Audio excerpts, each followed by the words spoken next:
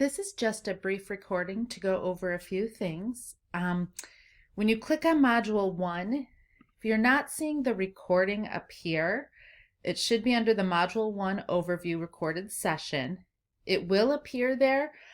Try using a different internet browser, maybe Chrome or something. If you haven't, that might be a reason that you're seeing it not there, but it is uploaded still in the course. If you click on modules, I'm just going to show you how to submit an activity. If you click on Teacher Activity Part 1, this is the directions for the activity. So what you want to do is click the next button. I'm actually going to go back and go into student mode so that you can see exactly how this looks on your end. So modules, go down Teacher Activity Part 1. And then you're going to see this is the explanation of the activity. Click next.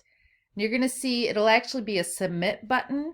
It's resubmit because I've already submitted this assignment. So I'm going to go ahead and click resubmit. You'll see you'll have the opportunity to do a file upload or a text entry. You can just do text entry, copy and paste your activity part 1 here, and then simply click Submit Assignment. For your other parts or the other assignments, again, go to Modules. Go ahead and you'll notice each one has 2 parts to it. The first one is just the explanation of the assignment. Click that next button. You'll see the Submit Assignment button. Click Submit here. You can either upload your file directly or copy and paste it right here in the text entry and hit Submit Assignment. I noticed you said the third assignment as well, so again, we'll page down. You'll see for part 3, there are 2.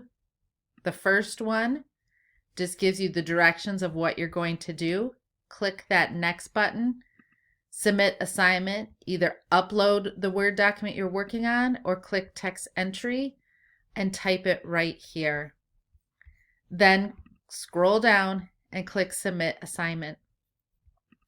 I hope this brief video helped answer any of the questions that you might have had. Let me know if it doesn't, and I'd be happy to do another one. Thank you.